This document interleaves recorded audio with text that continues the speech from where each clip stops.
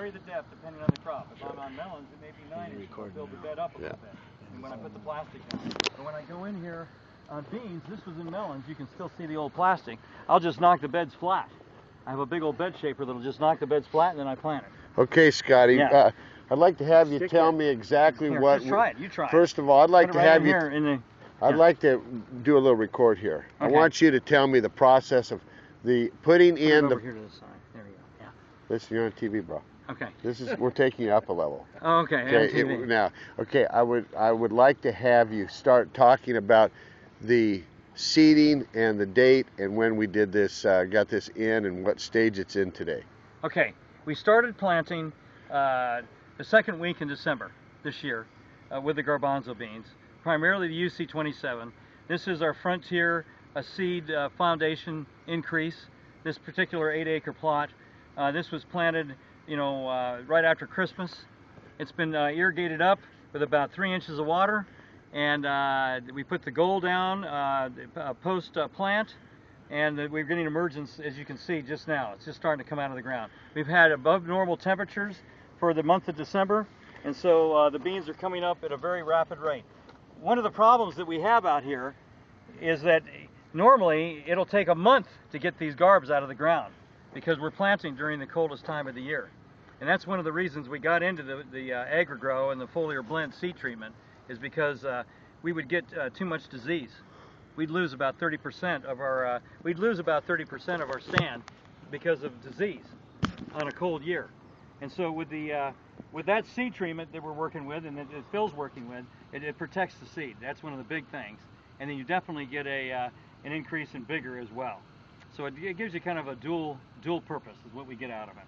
And how did you like seeding this size of seed? It's not a problem at all. With our air planter, we use a 7300 air planter from John Deere, and we use those large edible bean plates is what we put on it, and it seeds perfectly. We don't have any issues with it. What were you doing you're using an inoculant, and I know you've gone over to Tag Team now. Not entirely.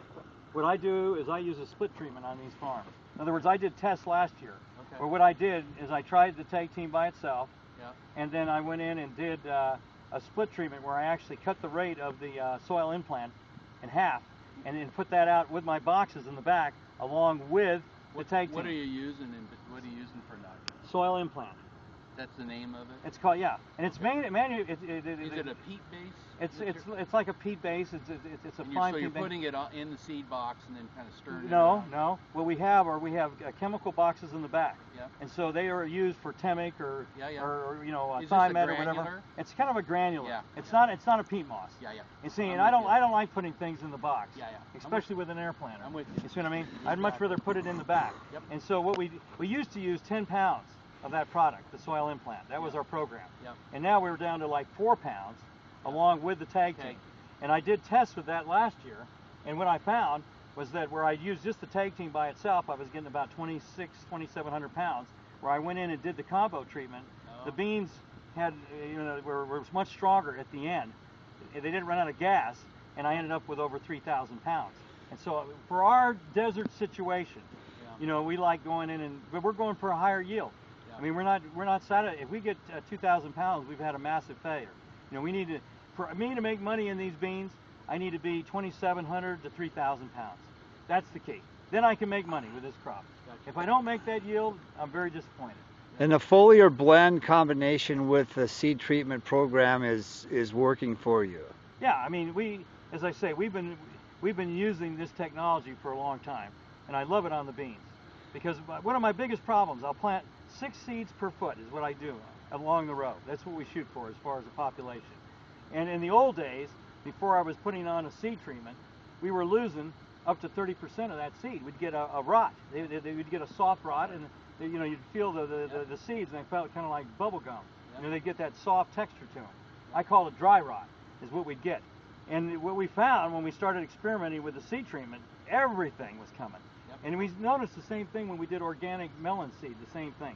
I'd get 50% stands when I didn't have a fungicide on my melon seed, on my organic melon seed. I go put that AgriGrow, which is like your foliar blend, the same company, and I'd get 90% stands. And so I said, well, geez, we're really missing the boat here. And so I treat all my seed gets treated with it. Even if it has a fungicide on it, I still treat it because it's like a different mode of action. There's no question that these bacteria keep those pathogens off of the seed. I'll show you pictures of it. On emergence of this frontier variety versus a UC27, and this is a smaller seed, do you feel like this emergence any faster? I haven't looked at it that close. We could go and look at it to the row and see, because I've got it right here. I've got UC27 right next to it. Okay. So we could go look at that. Very good. And then we could